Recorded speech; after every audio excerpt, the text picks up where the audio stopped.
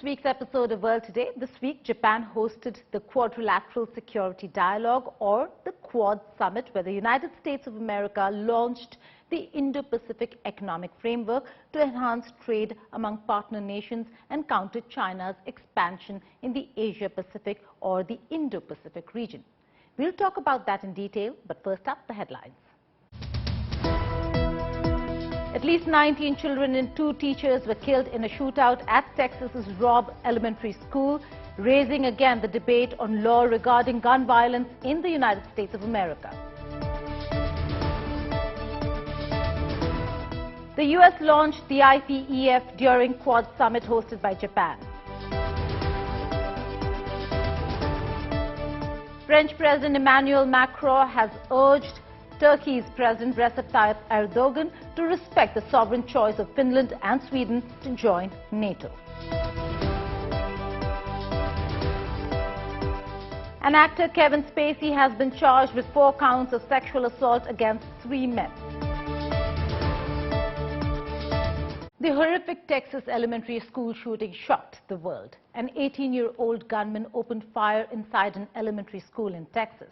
A total of 21 people were killed in the incident, including 19 children and 2 teachers. The suspected shooter, Salvador Ramos, was shot dead by the cops. He was armed with a handgun and a rifle. Innocence lost to school carnage.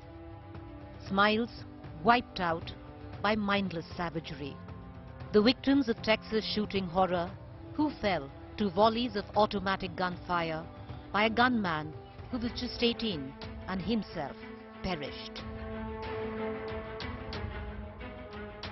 Children not older than 10 years old and their teachers in their US primary school were the latest victims of United States gun culture.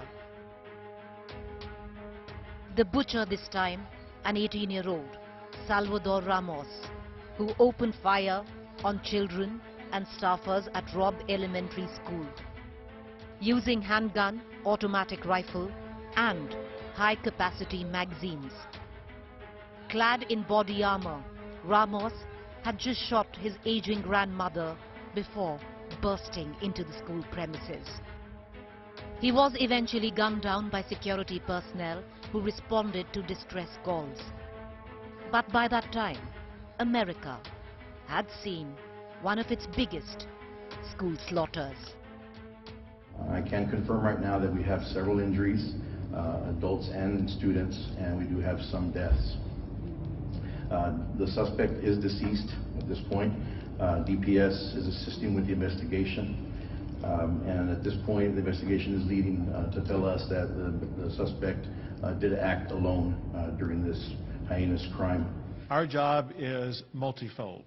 First, to make sure we address exactly what happened at this crime scene, and then second, to make sure we take that information and do everything that is necessary to ensure that crime scenes like this are not going to be repeated in the future. Bewildered parents waited late into the night at a nearby civic center to learn whether their young children had survived. The now deleted Instagram account of Ramos shows his obsession with guns, where he had tagged strangers in images of automatic weapons. The carnage shocked US and the world, and once again put the glare on the need to impose gun curbs. Why are we willing to live with this carnage? Why do we keep letting this happen? Where in God's name is our backbone to have the courage to deal with it and stand up to the lobbies? It's time to turn this pain into action. For every parent, for every citizen in this country, we have to make it clear to every elected official in this country, it's time to act. Enough is enough. As a nation, we have to have the courage to take action and understand the nexus between what makes for reasonable and sensible public policy to ensure something like this never happens again. There have been more mass shootings than days in the year. Our kids are living in fear every single time they set foot in a classroom because they think they're going to be next. What are we doing? This only happens in this country and nowhere else.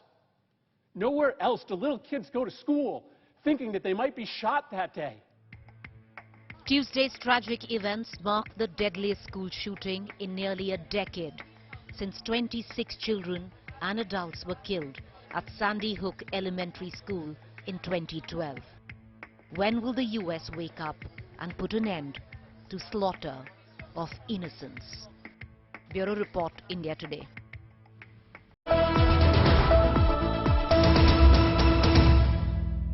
Now, Texas shooting has reignited America's contentious debate on the Second Amendment of the U.S. Constitution, which states the gun reforms. Let's have a closer look at gun laws that America's Constitution guarantees for all. We can do so much more. We have to do more. Why do you go through all the hassle of getting this job, of putting yourself in a position of authority, if your answer is that as this slaughter increases, as our kids run for their lives, we do nothing? When are we going to do something? I'm tired. I'm so tired of getting up here and offering condolences. Enough. The American people want is for NRA to stand for not relevant anymore in American politics. After Texas school shooting, U.S. gun laws are back in debate, and we will now try to look into it. But first, what happened in Texas? 24th May 2022, 19 children lost their lives and 2 adults included. 18-year-old lone gunman opened fire in the Robb Elementary School in Uvalde in the state of Texas. The gunman used an AR-15 semi-automatic rifle and high-capacity magazine. The incident is depressingly familiar to America. It's only 10 days since 10 people were killed in a mass shooting in New York. The situation is such that children are undergoing mock drills for what to do when a gunman enters their classroom. Now, what's back in debate is America's Second Amendment of the Constitution. What is the Second Amendment, which legalizes guns in the United States of America? Guns in America are viewed as a constitutional right under the U.S. Second Amendment, which states, and I quote, "A well-regulated militia being necessary to the security of a free state, the right of the people to keep and bear arms shall not be infringed."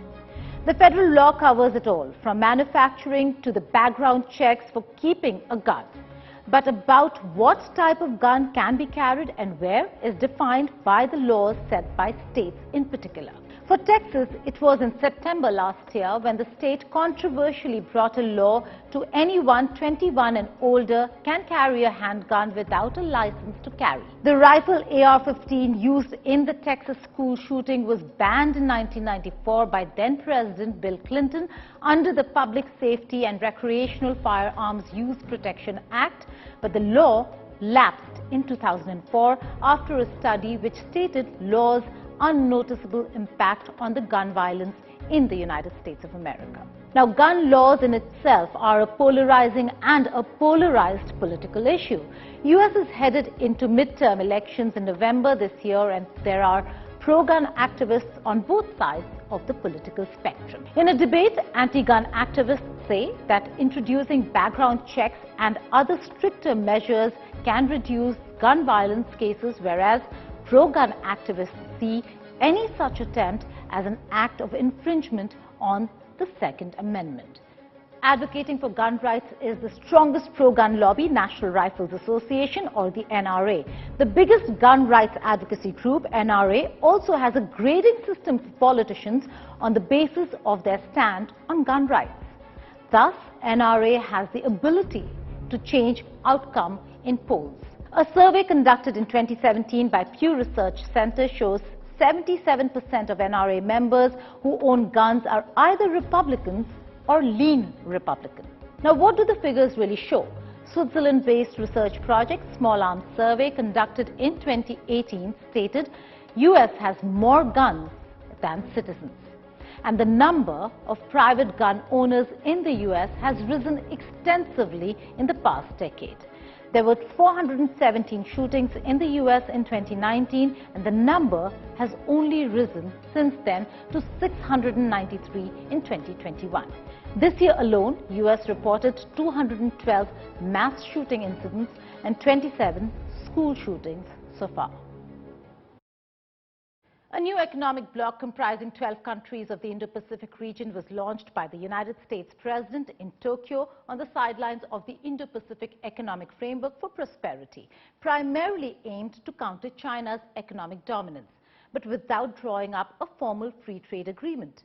With prices on an all-time high globally and inflation reaching record levels, is this a move by Joe Biden catering to his domestic audience, or is it a desperate move to become a credible economic counterbalance to China? Here's a report. The Indo-Pacific Economic Framework for Prosperity has taken off. An initiative of the United States, the IPEF plans to bring more economic heft to its regional policy. The future of the 21st century economy is going to be largely written in Indo-Pacific, in our region. The Indo-Pacific covers half the population of the world and more than 60% of the global GDP. And the nations represented here today, and those who will join this framework in the future, are signing up to work toward an economic vision that will deliver for all peoples. The US had been missing in action on this front ever since it withdrew from the Trans-Pacific Partnership in 2017.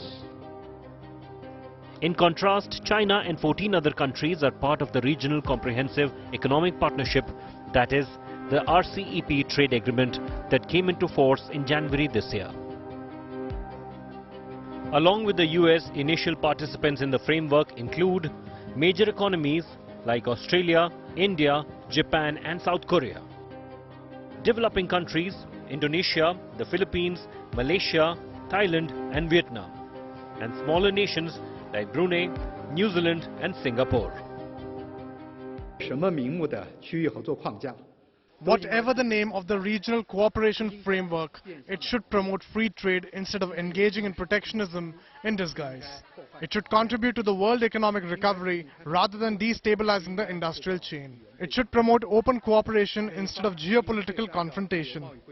The US should earnestly act in compliance with the rules of free trade instead of creating a new set of rules impacting the existing regional cooperation structure and revising the process of regional integration. While China has made its objections public, India made its intentions very clear. Peace was essential for stability and economic prosperity in the region. मेरा मानना है कि हमारे बीच resilient supply chains के 3 मुख्य आधार होने चाहिए: trust, transparency and timeliness. मुझे विश्वास है कि यह फ्रेमवर्क इन तीनों स्तंभों को मजबूत करने में सहायक होगा और इंडो पैसिफिक क्षेत्र में विकास, शांति और समृद्धि का मार्ग प्रशस्त करेगा. The IPEP would include 4 different modules covering fair trade, supply chain resilience, infrastructure and decarbonization, tax and anti-corruption. IPEF is neither a pact nor a deal. It is a loose contract of Asian countries to create resilient supply chain to counter the dominance of China. But with China spearheading a comprehensive free trade effort in Asia, especially with the operationalization of the Regional Comprehensive Economic Partnership, the US and other democracies of the region have a long way to go. A lot of focus on the tariffs right now. Tariffs are a tool in the economic policy toolbox. There are a lot of other tools at our disposal, and all tools are on the table as we think about our short-term and our medium and long-term needs. With the Russia-Ukraine war, there has been a huge surge in global food prices, and food shortages are being felt across the globe. Will economic blocs such as this be able to counter a Russia-China dominance of food and supply chains in the region? The problem is not intent, but timing. The West is running out of time if countries in the East are asked to take sides. To discuss this issue a little more in detail, we have Asian geopolitical columnist and expert Liam Gibson, based out of Taiwan. Liam, many thanks for joining us here on World Today. My first question to you is, how do you think an IPEF, that is the IPEF, will fare with 12 countries coming together in this loose grouping to counter China, which has more strength and a stronger, more resilient economic bloc? There is still a lot of work to be done. It's very early days, and we're only seeing the very humble beginnings of this multilateral economic project. As you said, it is a loose grouping, and like other loose groupings meant to counter China, like, say, the Quad, for instance, it will ebb and flow before finding its feet and really starting to gain strategic weight. So this brings us to the question, what is the IPEF or IPEF exactly? I mean, well, we first need to understand what it is not. IPEF is not a free trade agreement. It is not designed to lower tariffs. Instead, it is more of a norm-shaping mechanism that the US hopes to leverage to build regional consensus on strategic issues such as supply chain resilience, intellectual property, and the digital economy, and a host of other important areas. So, it seeks the benefits of trade partnerships, but it also seeks to insulate Americans from the downsides of trade liberalization. So the US wants to get back influence in the region over China without really exposing its domestic workers to the pains of free trade agreements. So this sounds like a good idea in theory, but will it really work in reality, Geeta? It's kind of a bit too soon to tell. We're finally getting a sense of what IPEF might become, but it's very early days. And so I think the US should actually be doing this in tandem with the CPTPP, of course, which is the most comprehensive and the deepest and most high quality trade agreement in the region right now. Right, but Liam, many thinkers, political analysts, strategic experts now believe that this is only the second Quad summit and that it was done in a rushed manner. Do you think this is a desperate move by Biden to cater to his own domestic audience, because US is suffering from very high inflation and food prices? Is that one of the reasons why Biden has made this move? Well, Geeta, I don't think IPEF really caters to the domestic audience so much, since that most American voters, I would say, are probably keeping their eyes more on prices at the pump and rising costs of living than the specific details of free trade agreements or economic partnerships on the other side of the world. So I'm not so sure that's really the target audience for this particular economic framework. Now, we know the Biden administration came in saying that it would first prioritize building back better the American economy at home, reviving the economy after the pandemic and investing in infrastructure and jobs, etc. And it's done that. To its credit, it has really prioritized, taking care of the American economy. However, of course, that kind of comes at a cost to those of us waiting in Asia. Asia's been waiting. It's been almost 18 months since Biden took office, and we're only now just starting to get an outline of what IPEF could be.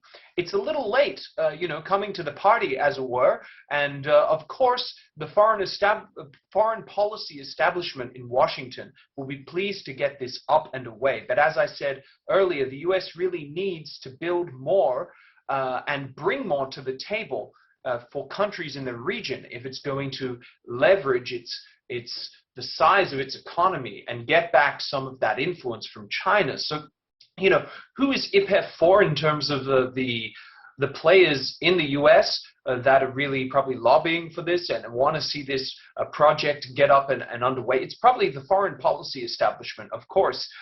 However, I think, as I said earlier, if the US is not prepared to join a free trade agreement or rejoin the CPTPP, then they'll need to get a lot more involved in making this IPEF much more substantial if it is going to have any chance of trying to rebalance the region and try to win back some of that leverage from China.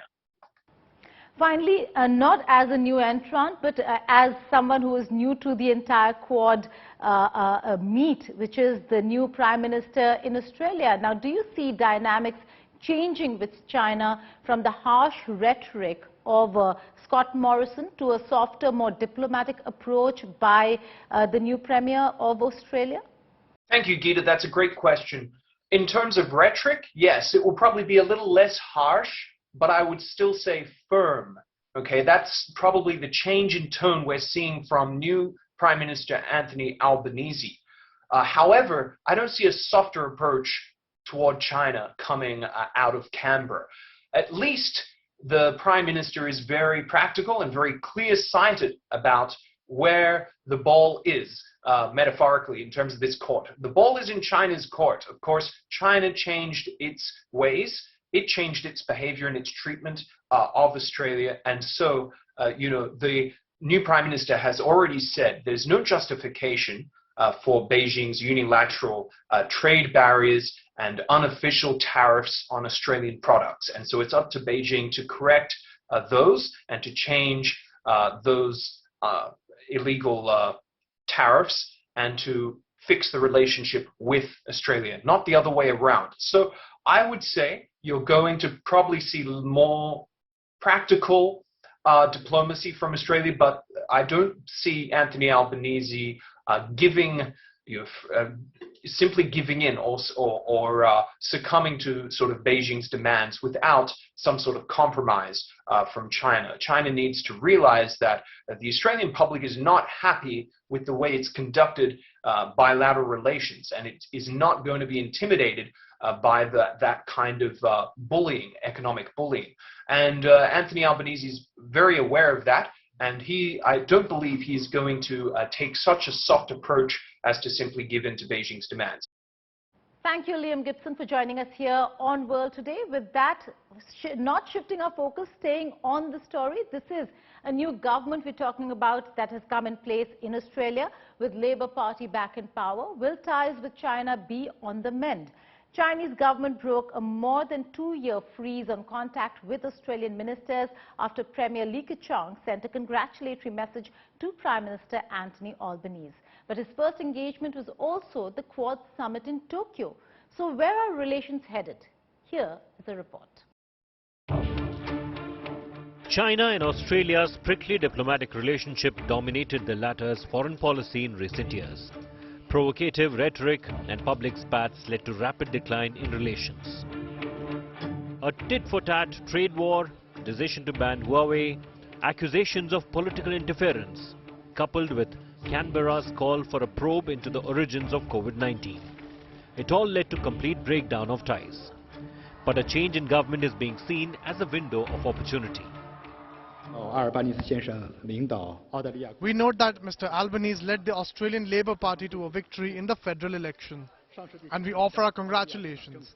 China is willing to work with the new Australian government to take stock of the past, look to the future, uphold the principles of mutual respect and mutual benefit, and promote the sound and stable development of China-Australia Comprehensive Strategic Partnership.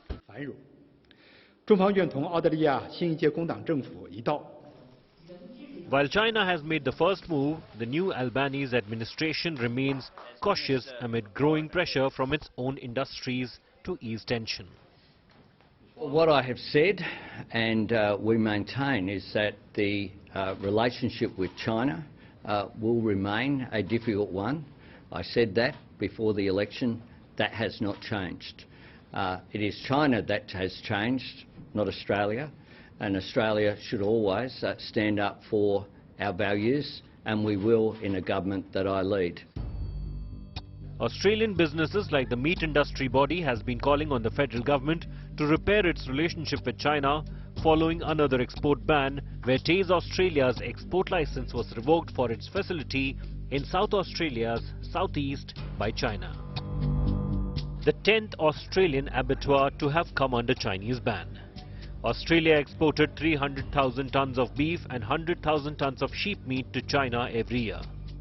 The red meat was worth $3 billion annually.